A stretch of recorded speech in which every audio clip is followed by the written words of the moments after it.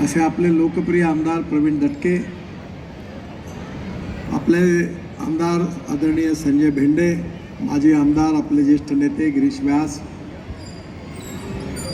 आदरणीय श्रीधरराव गाडगे, मंचावर उपस्थित सर्व अतिथीगण, पदाधिकारीगण, नगरसेवकगण आणि उपस्थित सर्व विद्यार्थी मित्रांनो आणि बहिणींनो, सर्वप्रथम राष्ट्र जागृती प्रतिष्ठानचं आणि आमदार प्रवीण दटके आणि त्यांच्या सर्व सहकाऱ्यांचं त्यांनी या सामूहिक वंदे मातरमचा कार्यक्रम आयोजित केलेला आहे, याबद्दल मी मनापासून अभिनंदन करतो आणि त्यांना खूप खूप शुभेच्छा देतो.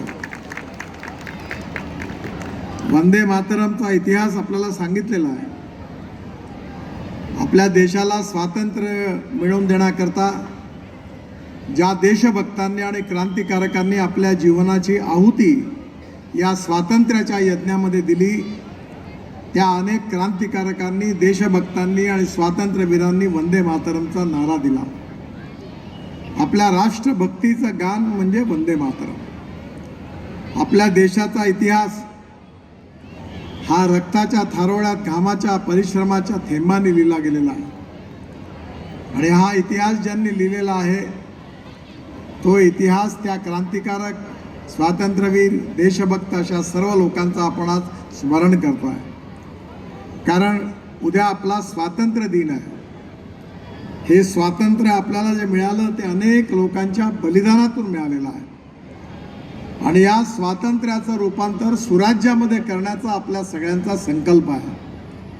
आणि ती भावना पुन्हा एकदा आपल्या विद्यार्थ्यांमध्ये, आपल्या नागरिकांमध्ये जागवावी, या भावनेतून राष्ट्र जागृती प्रतिष्ठाननी अखंड भारत संकल्प दिन निमित्त आज या कार्यक्रमाचं आयोजन केलेलं आहे. या अनेक लोकांच्या विक्रमामधून, अनेक लोकांच्या या कार्यातून आपल्याला इतर लोकांनाही प्रेरणा मिळते आहे. आणि या प्रेरणेमधून आपणही काहीतरी चांगलं केलं पाहिजे अशी भावना आपल्या सगळ्यांच्या मनात निर्माण होते आहे. आणि ही भावना जास्तीत जास्त निर्माण झाली पाहिजे.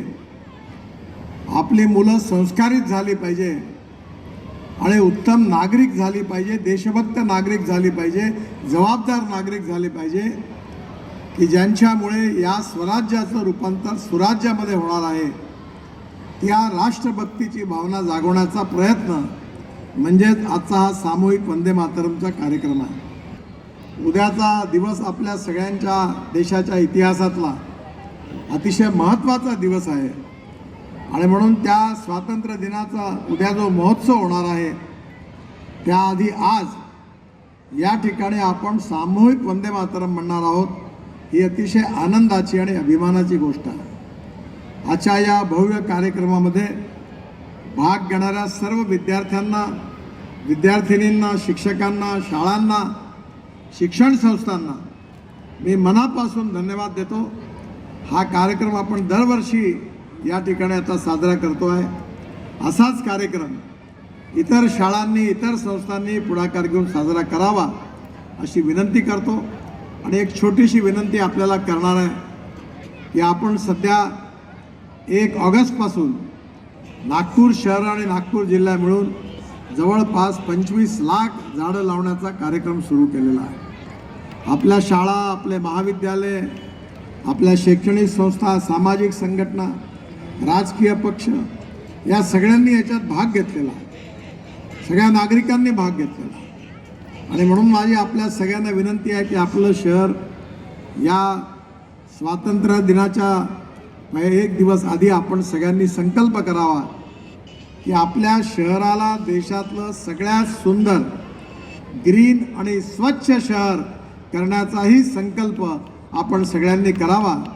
आणि आपल्या शाळांनी या वृक्षारोपणाच्या कार्यक्रमात देखील सहभागी व्हावं अशी विनंती करतो. आपण ट्री गार्ड्स आणि झाडं देण्याची व्यवस्था केलेली आहे.